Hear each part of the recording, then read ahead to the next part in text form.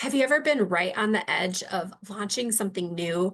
Maybe it's a project or an offer, or maybe it's just a new direction. And instead of feeling excited about this new thing, you're already writing the apology email in your head for when it tanks. You are literally picturing those zero sales. You're imagining the crickets in the comments and the I told you so's from all of those people who aren't even building anything themselves. We call it being realistic, but let's be honest, it's just catastrophizing. Your brain actually convinces you that if you can predict the disasters, it won't hurt as much as when it happens. But I'm going to tell you this today, it's a trap. Because all you're actually doing is practicing for a failure that hasn't even occurred. And you are completely draining your battery on a nightmare that isn't real and is just keeping you stuck. So today we are going to break that loop. To move past this, we really have to stop using our imagination.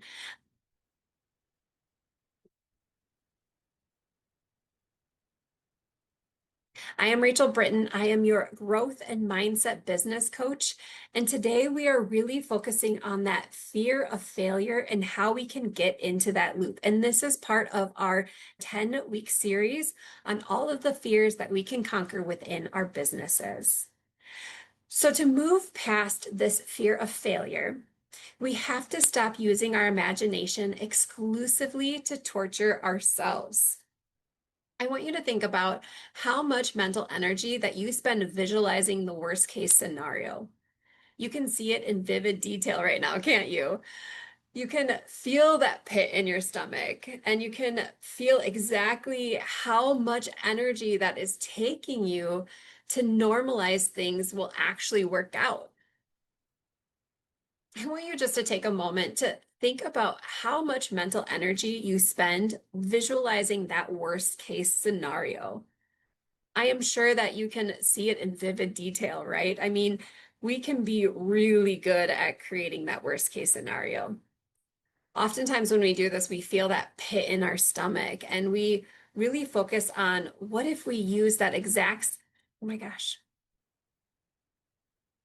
I want you just to think about how much mental energy you actually spend visualizing the worst case scenario in your day. You can see it in this vivid detail, can't you? You can feel that pit in your stomach. So I'm just going to ask you this question now. What if we use that same exact capacity to normalize things might actually work out? And I'm not talking about this toxic positivity or sitting around daydreaming about millions of dollars hitting your account tonight. I mean, just regulating your nervous system so that success doesn't feel like a threat anymore. What I'm going to encourage you to do, if that is a direction you want to go, if you want to start thinking about how could this actually work out versus going to that worst case scenario, I'm going to have you try this technique.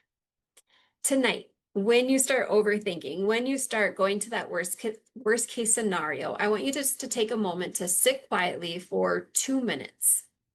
And instead of focusing on that worst case scenario, I'm going to have you visualize the next step working. Now, don't just look at the number on a screen in your mind, or don't just think about what you want it to look like. I want you to actually feel it. What does it feel like in your body when the client says yes? What does it feel like in your body when you hit that goal? What does it feel like when the work is done for the day and you can actually sit on your porch completely present, knowing that you nailed it?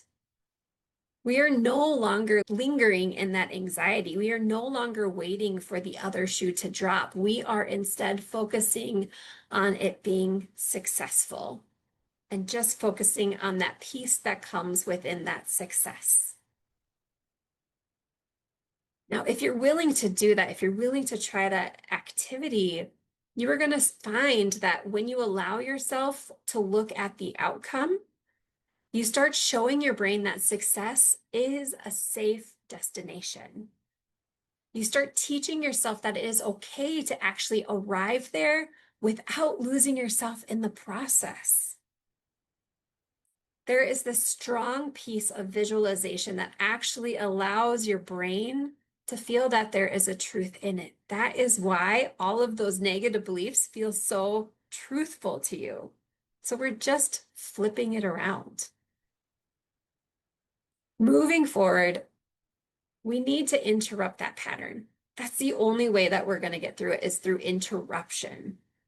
So every single time that your brain defaults to, what if this completely fails?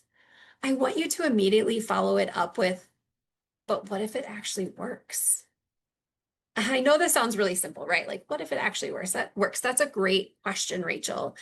But here's the thing. When we ask that question, it actually forces our mind to hold space for both possibilities instead of the dark one. So I already shared an idea of how to visualize the possibility of it going well. But another technique that I'm going to teach you before we jump off here is I'm going to teach you how to write out 3 what if statements. And in these what if statements, you are actually going to write down 3 what if I am successful in this. So make sure whatever you write, it ends in success. The reason why I'm having you do this, I know that it sounds very similar to the other one, but it's because we have a certain part of our brain that we're using when we're doing visualization, but there's another part of our brain that gets worked when we're writing it down. So when you write down this statement of what if this goes well? What if I'm successful? What if da da da da da? It actually starts to work other parts of your brain that can start seeing the truth in it. Again, if we just focus on being a failure, our brain is going to see that as a truth. So we are just rewiring that. And if you're realizing that the fear of failure isn't the only thing that's keeping you stuck in your business right now, I want you to hit subscribe and make sure you check out that playlist because I have a lot of other fears that I've already addressed. But guess what? The fear next week is the fear of success. Yeah, the fear of success. This actually is one of the biggest fears that I see in my work because success, even though it's positive, is also change. So I hope to see you next week. And if you want some more information, I do have some free resources below. And I hope this was helpful today.